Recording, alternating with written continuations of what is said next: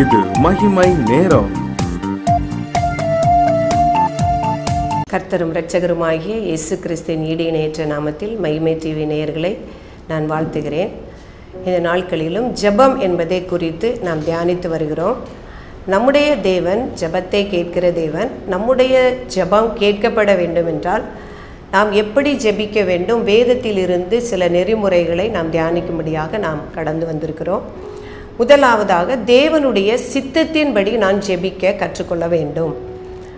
1 யோவான் 5ஆம் அதிகாரம் 14ஆம் வசனம், நாம் எதையாகிலும் அவருடைய சித்தத்தின்படி கேட்டால் அவர் நமக்கு செவி கொடுக்கிறார் என்பதே அவரை பற்றி நாம் கொண்டிருக்கிற தைரியம்.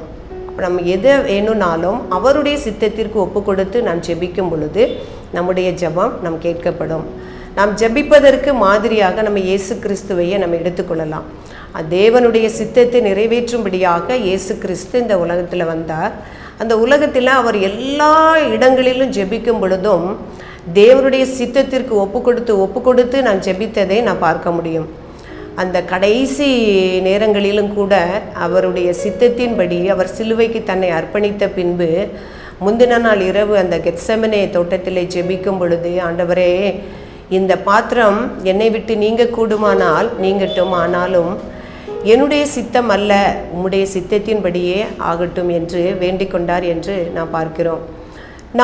நாமும் பல நேரங்களில் ஒரு சோதனைகள் வரும் பொழுது, அல்லது ஒரு கடன் பிரச்சனைகளோ, அல்லது பலவீனங்களோ, அல்லது சரீரத்தில் ஏதோ ஒரு நோய், அந்த நோயின் நிமித்தம் மரணம் ஏற்படுமோ என்று ஒரு பயமோ நம்ம காணப்படும் பொழுதும் தேவனுடைய சித்தத்திற்கு ஒப்புக்கொடும் பொழுது அந்த பாடுகளை கடந்து போக கர்த்தர் நமக்கு கிருபையாய் உதவி செய்வார்.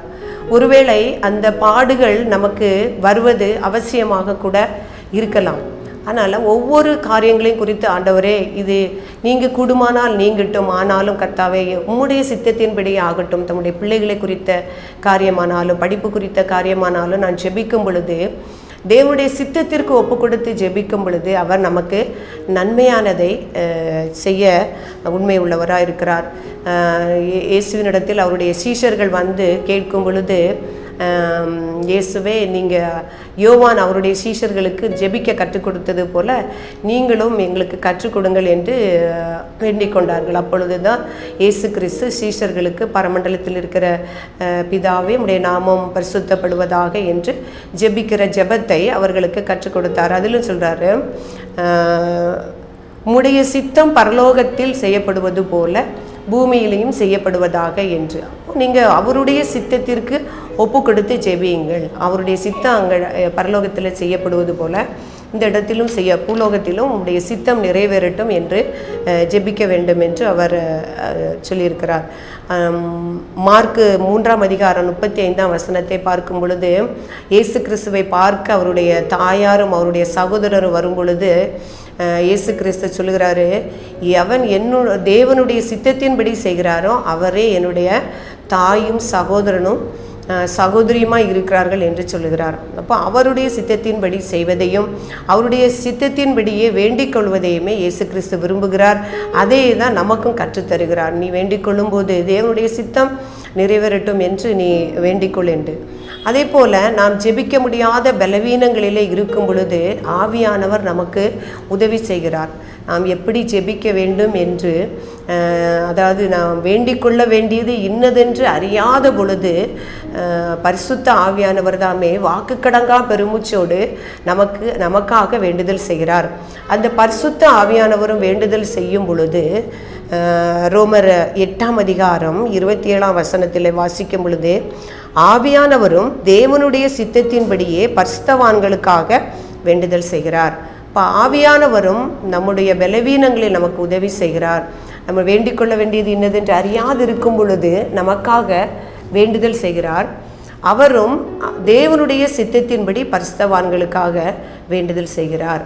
அப்போ அவருடைய விருப்பப்படி நாமும் நம்முடைய தேவைகளுக்காகவோ சோதனைகளின் நிமித்தம் ஜபிக்கும் பொழுது தேவனுடைய சித்தத்திற்கு எல்லாவற்றையும் ஒப்பு கொடுத்து, ஆண்டவரே, இந்த காரியம் எனக்கு சம்பவித்தால் நலமாக இருக்கும், இந்த காரியம் முடிந்தால் நலமாக இருக்கும், ஆனாலும் என்னுடைய விருப்பத்தின்படி அல்ல ஆண்டவரே, உம்முடைய சித்தத்தின்படி நடக்கட்டும் என்று நாம் ஜெபிக்கும் பொழுது கர்த்தர் அதை நன்மைக்கு ஏதுவாக நடத்துவார். பிரியமானவர்களே, ஒரு குஷ்டரோகி ஜெபித்தான். முதலில், ஆண்டவரே உமக்கு சித்தமானால் என்னை சுகமாக்க உம்மால் கூடும் என்று வேண்டிக்கொண்டு, அந்த ஜெபத்தில் அதில் போட்டிருக்கு இயேசு கிறிஸ்து மனதுருகி அவனுடைய ஜெபத்தை பார்த்தீங்களா, உமக்கு சித்தமானால் என்னை சுத்தமாக்க உம்மால் கூடும் ஆண்டவரே. உடனே மனதுருகி கையை நீட்டி அவனை தொட்டு, எனக்கு சித்தம் உண்டு, சுத்தமாகு என்று சொன்னார். ஆமாம், நம்முடைய ஜெபம் கேட்கப்படும், உடனே கேட்கப்பட வேண்டும் என்றால் அவருடைய சித்தத்திற்கு நாம் ஒப்பு கொடுத்து ஜெபிக்க நாம் பழகிக்கொள்ள வேண்டும். அதே போல் 10 குஷ்டரோகிகள்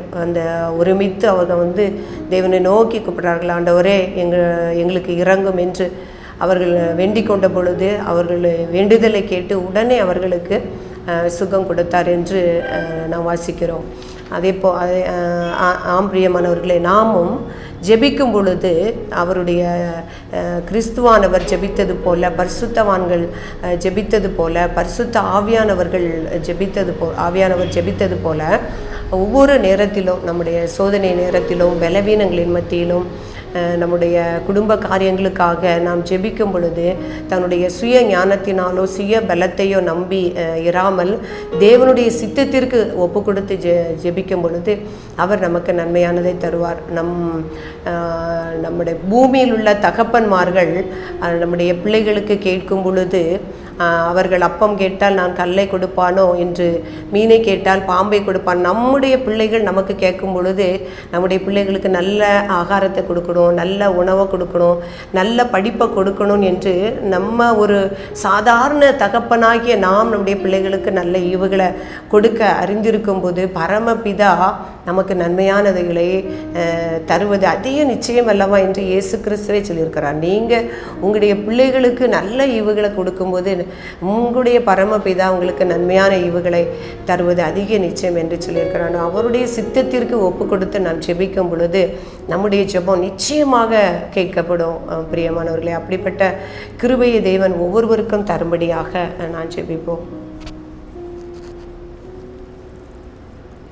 இரக்கமும் கிருபையும் நிறைந்த எங்கள் அன்புள்ள பிதாவே, உம்மை துதிக்கிறோம் அப்பா. இயேசப்பா, உம்மை ஆராதிக்கிறோம், உம்மை மகிமைப்படுத்துகிறோம் ஆண்டவரே. இந்த நாளிலும் அப்பா ஸ்தோத்திரம், நீ ஜெபித்தது போல எப்பொழுதும் அப்பா தேவனுடைய சித்தத்தை நிறைவேற்றுவதையே ஆண்டவரே நீர் ஆண்டவரே இந்த பூமியிலே செய்து காட்டினீரப்பா. உம்முடைய ஜெபங்களும் அப்படியே இருந்தது தகப்பனே.